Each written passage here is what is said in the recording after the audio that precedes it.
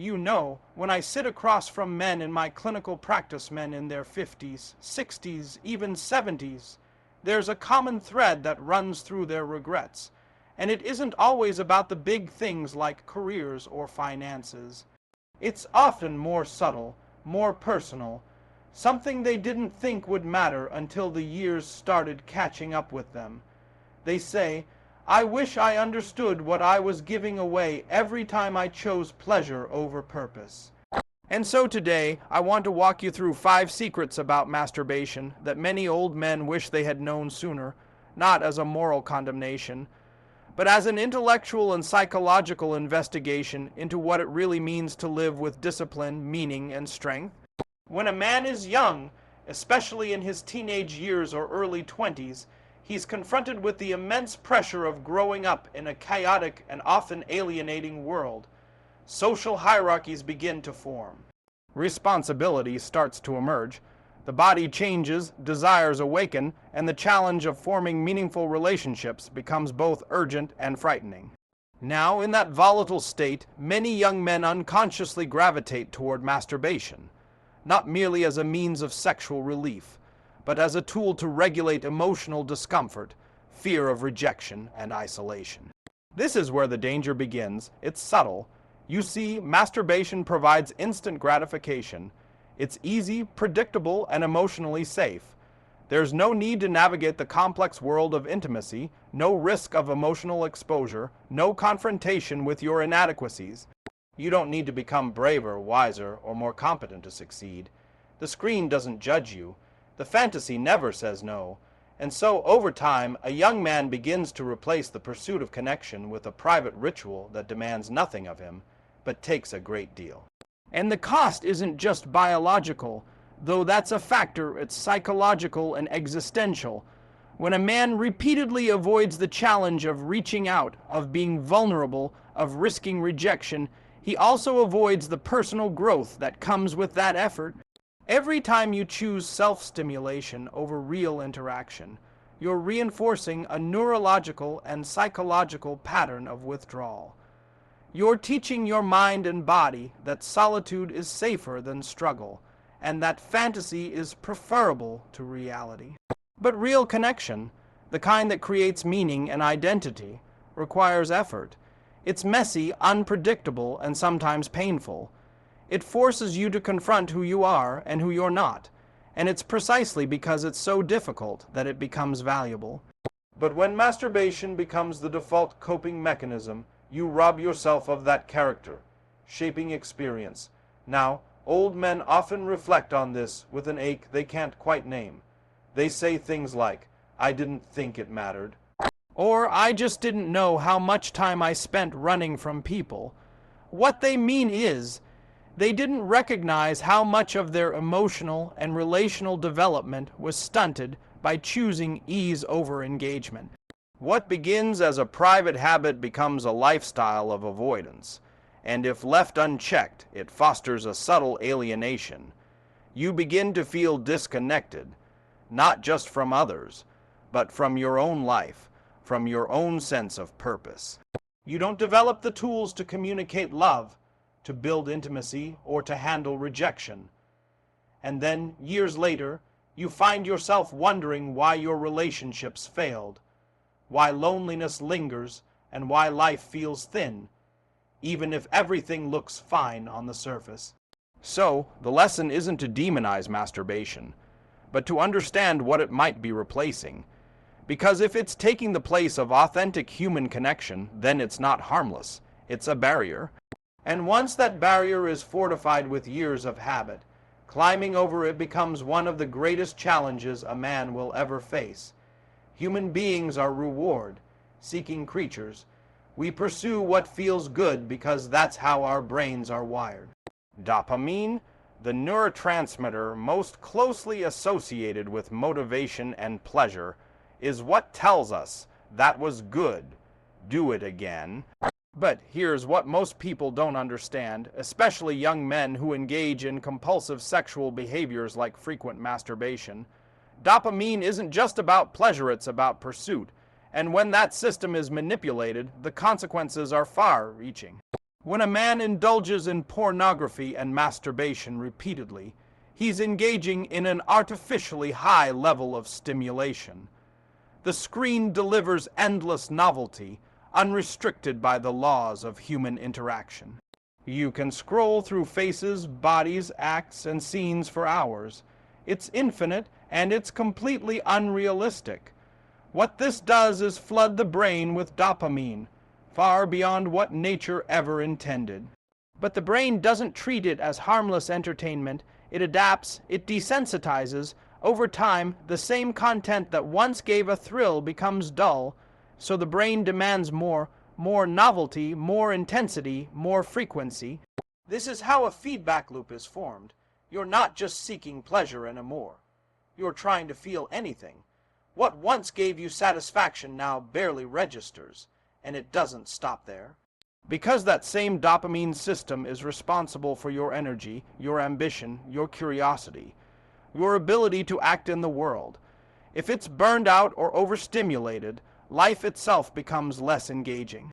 You find it harder to concentrate, you lose the hunger to grow, the small rewards that make up the day, finishing a workout, writing something meaningful, having a real conversation, start to feel flat, even burdensome. Now think about what that means over years. A man begins to lose his emotional depth. He becomes irritable, he's distracted, he's more prone to anxiety and depression. And tragically, many don't connect these symptoms back to the simple act of overstimulation. They think they're lazy or broken or just disinterested in life. But what they really are is numb. Their reward system has been hijacked, and now it's broken. I've had older men say to me, I used to be excited about the world. I used to have dreams. And when we trace the timeline, we often find that somewhere along the way, compulsive pleasure, seeking dulled their drive. They didn't notice the slow decay until it was too late. That's the danger. This erosion happens gradually, quietly, and by the time you realize you're no longer excited by the things that once gave you purpose, the habit is deeply embedded. You don't have to quit pleasure entirely, but you do need to understand its cost. Because every time you indulge without intention, you're reshaping your brain's chemistry, and if you're not careful, you'll end up trading real passion for empty stimulation, and wonder why nothing moves you anymore. There's a silent cost to compulsive behavior that often goes unnoticed, not because it's invisible, but because it's scattered in fragments of time. When young men turn to masturbation frequently, they typically believe it's a small act, a moment of relief, a quick distraction, nothing significant. But the real tragedy isn't the act itself, it's what it displaces. Over weeks, months, and eventually years, this small choice consumes something that can never be recovered. Time. Time is not just a measure on a clock. It's opportunity, it's potential. It's every book that goes unread, every skill left unlearned, every conversation with a loved one that never happens. It's every hour that could have been spent building a body, a business, a relationship, a legacy. And when that time is slowly siphoned off, moment by moment, into a pattern of meaningless indulgence, you don't feel the loss immediately, but it accumulates, and by the time you do, it's overwhelming. People don't age just biologically, they age existentially. Every decision you make either moves you toward a meaningful life or away from it, and masturbation, especially when done habitually, often becomes a ritual of avoidance. You use it to numb anxiety, to escape boredom, to soothe loneliness. You say, just 10 minutes. But what you don't realize is that you're reinforcing a habit of escape, not engagement. And every time you escape, the life you could be living waits behind, untouched. Many older men, when reflecting on their past, are haunted not by the major mistakes they made, but by the years they let slip away in these harmless distractions. They realize they had the energy, the creativity, the ambition, but they gave it away in exchange for a moment of false comfort. And you can't go back and reclaim those days. You can only feel their absence when the time to act has passed. The irony is that while masturbation provides a temporary illusion of control, your body, your choice, it often reflects a deeper loss of control. It shows that you're being directed not by purpose, but by impulse. You're not structuring your day, you're reacting to it. And that disorganization, that lack of intentional structure, steals more than time. It steals your direction. When you waste time, you don't just miss out on experiences. You miss out on who you could have become, a stronger man, a wiser man, a man who built something enduring, a man who was fully present for his life. That version of you doesn't just show up by chance. It's built, one decision at a time, through the disciplined use of attention and effort. So ask yourself honestly, if you added up all the minutes spent indulging in this habit, how many hours would that be? How many days? How many years of your life? And then ask yourself, what else could you have done with that time? Because no one lies on their deathbed wishing they had masturbated more. But many quietly and painfully wish they had lived more. There's a dangerous idea floating around in modern culture, one that insists if something feels good and doesn't hurt anyone else, then it must be harmless. This kind of thinking is particularly seductive when it comes to masturbation. You hear it all the time, it's natural, everyone does it, it's better than making mistakes with real people, and while there's some truth in that, it's natural, yes, it's the unexamined acceptance of that narrative that causes problems later in life. The truth is, just because something is natural doesn't mean it's always good. Anger is natural, so is jealousy, so is the desire to avoid responsibility, but nature doesn't care about your growth. It only cares about survival. It's your responsibility as a conscious being to rise above your base instincts, to master them, not be ruled by them. That's what separates a man from an animal. Masturbation is not just a physical release. It's a psychological ritual. It shapes how you view sex, how you experience intimacy, and even how you see yourself. When it becomes a repeated behavior, especially one fueled by pornography, it begins to rewire your expectations. You start to crave perfection, novelty, control, things that are antithetical to real human relationships, which require compromise, patience, and emotional presence. The danger isn't in the act itself, it's in the pattern. A habit built on secrecy, shame, and avoidance starts to corrode the foundation of a man's identity, and it does so quietly. You don't notice the change at first. You just become slightly less motivated. A bit more isolated, a little more easily irritated. Over time, you begin to seek out the digital world more than the real one. You prefer stimulation that asks nothing of you. You start to retreat from life. And here's the part that really matters. You don't even realize it's happening. You think you're fine. You think this is normal. But what's normal today isn't the same as what's good for you. Just because millions of men are doing the same thing doesn't mean they're thriving. They may just be collectively lost. Old men often come to this realization too late. They look back and say, I didn't know how it was shaping my view of women. I didn't know how it was dulling my edge. They speak with regret because they bought into the myth of harmless pleasure. And that myth cost them years of meaningful engagement with life. You must ask yourself, is this behavior aligning me with who I want to become? Is it strengthening my discipline, my clarity, my relationship? Or is it numbing something I don't want to face? There are no neutral habits. Everything you do is either building you or breaking you down. So don't mistake pleasure for peace. Don't mistake comfort for growth. Because when you finally see the consequences clearly, you'll realize the price was never small. It just took a long time to show up. One of the great challenges facing men today is the inability to tolerate discomfort, emotional discomfort, psychological discomfort, and even spiritual discomfort. We've created a world so padded with instant gratification that we've lost the muscle required to endure pain without immediately running from it. This is especially true with the habit of masturbation. For many men, it doesn't begin as a pursuit of pleasure. It begins as a strategy to escape discomfort. You feel anxious, so you seek relief. You feel lonely, so you distract yourself.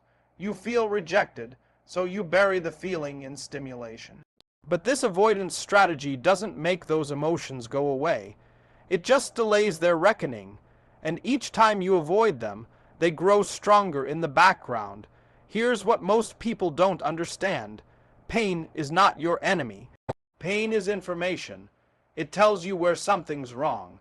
It tells you where growth is needed. When you sit in your discomfort, without numbing it, you start to understand it. You begin to trace the root of your loneliness, your anxiety, your fear. You begin to see how your choices, your relationships, your habits all play a role. But when you short-circuit that process with a quick dopamine fix, you interrupt the very mechanism that produces maturity. Masturbation becomes a way to bypass the necessary suffering that forges strength. It teaches you to solve emotional problems with physical release, but that only works for a moment. It doesn't heal the wound, it just silences the alarm. And the longer you do this, the more emotionally fragile you become. You can't tolerate stillness. You can't face silence. You can't go a day without needing something to take the edge off. That's not freedom. That's dependency. This is why many older men, when they reflect back, express regret. Not because they think masturbation itself is inherently evil, but because they realize how often they used it to avoid becoming who they were meant to be. They remember the moments when they could have sat with their loneliness and learned from it, or wrestled with their inadequacies and grown stronger, or confronted their fear of intimacy and pushed through it. But instead, they escape. Again and again and again, discomfort is the doorway to transformation. Every time you sit with it and resist the urge to numb it, you build resilience, you grow in emotional capacity, you expand your strength. You begin to trust yourself, not because you're perfect, but because you know you can stay standing in the middle of pain without running from it. And that's the kind of man the world needs, not one who's constantly running from himself, but one who faces himself fully and learns to endure. So if you want to reclaim your strength, start by sitting still when it hurts. Let the discomfort teach you. Let it carve you into something solid, because that's where your transformation begins. Not in escape, but in confrontation. A man's confidence is not something he's born with, it's something he earns. It's forged in struggle, in discipline, in the repeated act of doing hard things when no one is watching. Confidence is the byproduct of integrity. And yet, one of the quietest forces that erodes that confidence in men, without them even realizing it, is the unchecked habit of compulsive masturbation. Now, let's be precise here, this isn't about shame. This isn't about condemning a man for having sexual impulses or labeling natural urges as evil. It's about self-respect, a quality that is built every time you keep your word to yourself. When a man says, "I won't do this today," and then does it anyway, not once but repeatedly, he begins to lose faith in his own will, and over time that shows up not just in private moments but in public life. You stop trusting your own discipline. You hesitate to set goals because some part of you knows you won't follow through. You start to speak less boldly, walk less proudly, and dream less courageously. Not because you're incapable, but because somewhere inside you carry a private record of all the promises you've broken to yourself. And the cost of that is heavy, because confidence is not arrogance. It's not puffing your chest out or pretending you're invincible. Real confidence is quiet. It's the calm presence of a man who knows he can count on himself when it matters. But when you consistently give in to impulse, when you choose comfort over commitment, your nervous system learns that you don't follow your own leadership, and that cracks your identity. Worse still, the more you fall into the cycle of self-betrayal, the more you begin to rationalize it. It doesn't really matter. It's just once. Everyone does it. These narratives numb the guilt temporarily, but deep down you still feel the fracture. That internal dissonance becomes part of your daily experience. You become fragmented, a man who projects strength on the outside but feels hollow when he's alone. Older men often describe this hollow feeling with surprising clarity. They say, "I didn't know how much it was costing me." They look back not only with regret, but with grief for the man they could have been if they had kept their standards higher, if they had trained their will like a muscle, if they had chosen mastery over momentary pleasure. Every time you resist an impulse, you're telling your mind, "I'm in charge." You're building a reputation with yourself, and that is the root of authentic confidence. Not what others see, but what you know about yourself when no one else is looking. So if you want to walk through life with your head high, not out of ego, but out of earned dignity, start where it's hardest. Learn to govern your desires, keep your word, and in doing so, you'll become the kind of man even you can respect.